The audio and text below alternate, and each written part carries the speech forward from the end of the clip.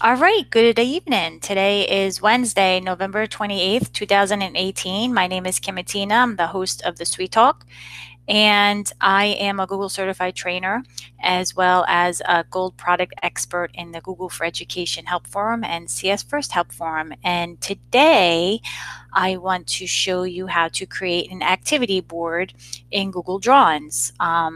In one of the Facebook groups, I posted a picture of my activity board, and I've gotten a lot of feedback and responses to that screenshot. So I figured I'd do a show about it and show you how to create one, and then give you the template that I create during this screencast. So I am going to share my screen, and basically an activity, hold before I share my screen, basically an activity board is a file that I use Google Drawings with. It's a file that allows you to provide student choices or even a sequence of events that you want your students to complete, different types of tasks or activities. And my activity board has links that go into different hyperslides that provides the activity directions for the students to complete. So we all know student choice is a great option to have because it allows students to have creativity and allows them to have a little more control over their assignment rather than us always spoon feeding them. So I'm going to share my screen and I'm going to show you my activity board that I shared in the Facebook group.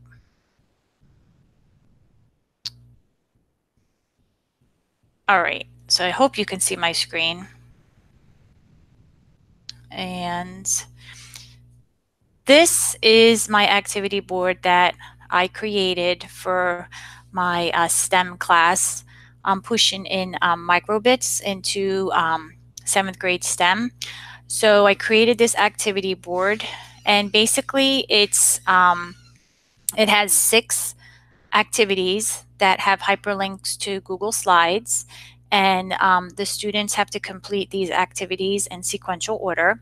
And I also provide another area where they can, if they want more challenging activities to do, they can click on these images here and go to the hyperlinks as well. So when the students come into this activity board, they have to complete these in sequential order. So they would click on the first activity, which is animation, and it opens up a Google Slide presentation that provides them with step-by-step directions on what to do for this assignment. And it gives them basically screenshots, step-by-step instructions. It allows them to change it and have their own creativity in there. It also shows them how to save and download their file and how to watch the output on the simulator if you're familiar with the microbits. And interestingly enough, on slide 12, I created a screencast that shows the students how to upload their hex file into Google Classroom. So they can watch this short video at their own pace.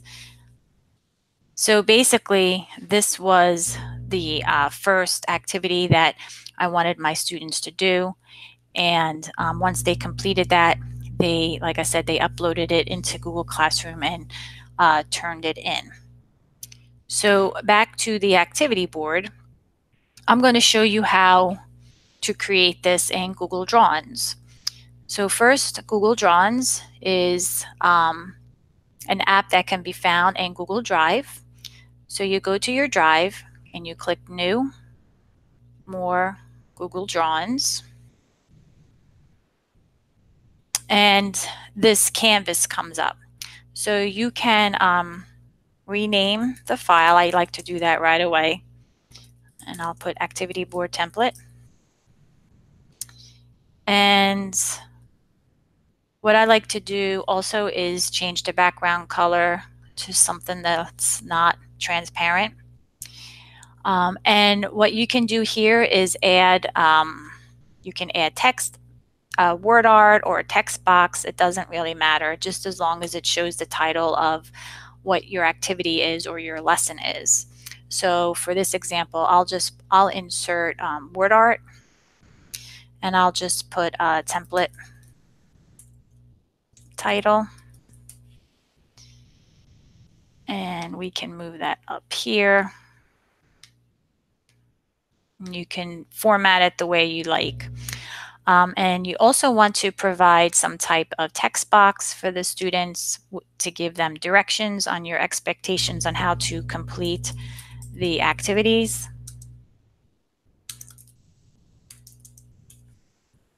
So I'm just going to say insert, double click.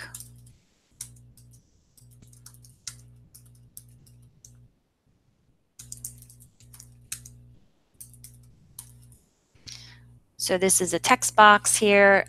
You can also insert an image here if you'd like, which I will put a place marker here for that as well.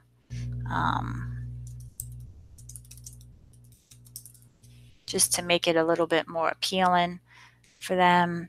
And I'm actually going to put in here a border so that you see that that's a text box, and this as well, just kind of make it consistent.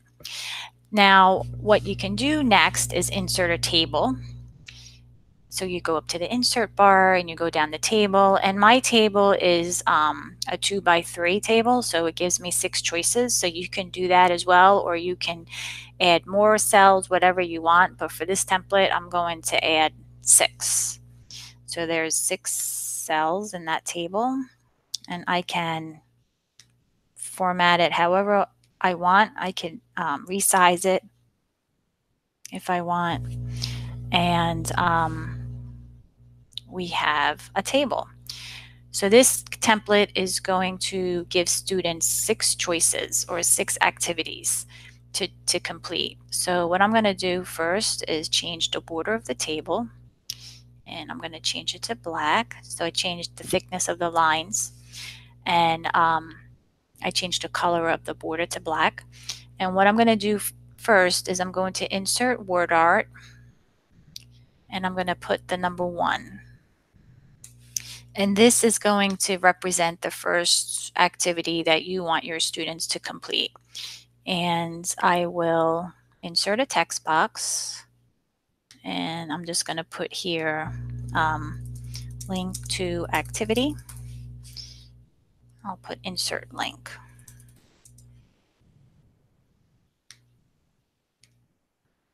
Okay. And then what I can do at this point is I can actually, let me format this a little bit better.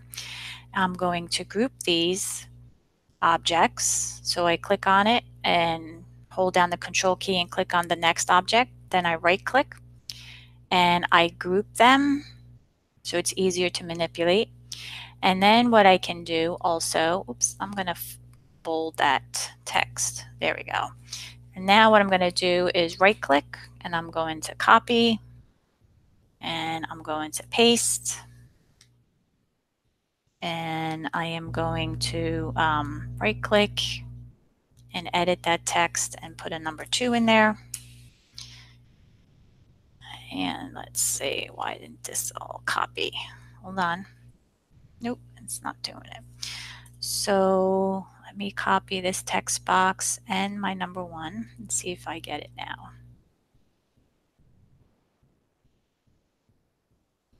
There it goes.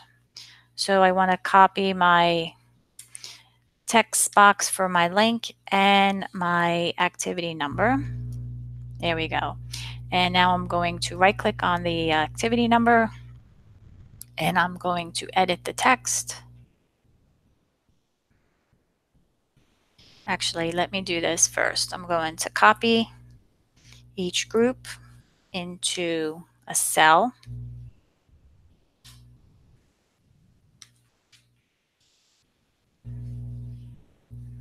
So all I'm doing is just pasting the format of the activity numbers and the link. And now what I'm going to do is I'm going to go back into each cell and edit the text and put the correct number in there. So all I'm doing is double clicking and it opens up the edit menu for that object, and there are my 6 activities. Now you can go in here and you can certainly, color code these to whatever you want. You don't have to keep the color code. To me, it just makes it look a little bit more inviting for the students to complete and actually show some type of interest in this. And that's it, basically. That's your activity board. And then what you do after this is you take this activity board, you go into the share and permissions, and I'm going to do this. Anyone with the link can view, and I'm going to save it, and I'm going to hit done.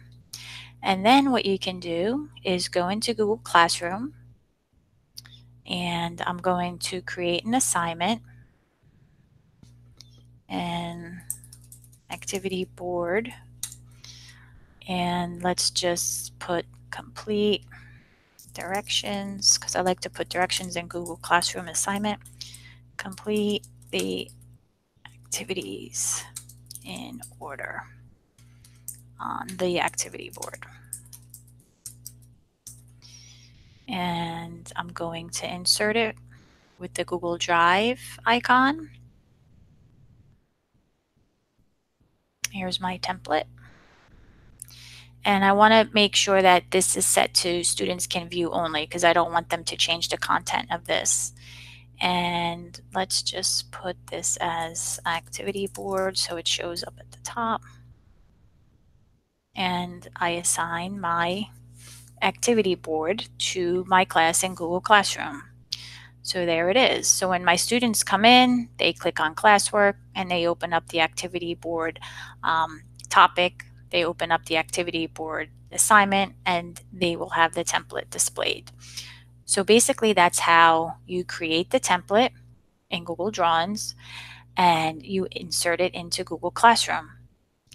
So again, this is my copy of my microbit activity board that I'm doing right now with my students. And you can see I have, a text box, directions, an image, and 2 tables. The first table has 6 tasks or activities to do, and then this second table has the challenge activities.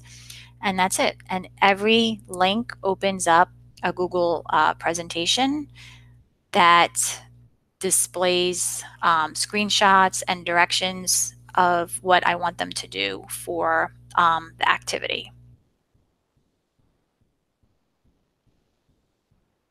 And that's it.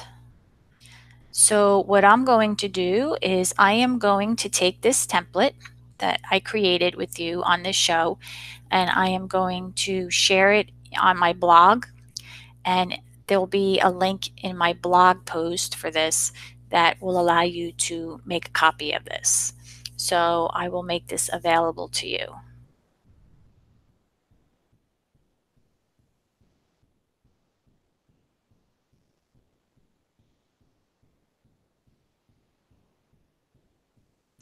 So I hope that helps clear up some questions about how to create an activity board and use Google Drawings and become a little bit more familiar with the format and features of it. I like Google Drawings because it does offer more format and features than just Google Docs, and I like having my files look pretty, so to say. So I always use Google Drawings, and then you can always download it as a PNG or a JPEG file if you want it as well. So I hope you found this episode helpful. If you have any questions, you can always reach out to me in email, sweettalkshow@gmail.com. And you can also leave a question under the comments in YouTube for this episode. I will make this episode available on my blog as well, so you can stream it through my blog. So let me screen share again and show you how to get to my website. So if you just go to a new tab and you type bit.ly/ly/ the Sweet Talk website, it will take you there. This episode would be in the episode tab. And right here, you will see the link for the live show and the show notes, which will be a link to my blog with the template. If you want to be a guest on my show, click on the guest tab and fill out this guest inquiry form, and I will get back to you as soon as I can. And that's it. That concludes today's show. Oh, and also, I have a podcast on the Sweet Talk is available on Podbean and on Google Play Music. And that's it. That wraps up this quick show. So I hope you found this helpful. Again, I will see you next time. I have another show scheduled for next week. So until then, thanks for tuning in. Bye.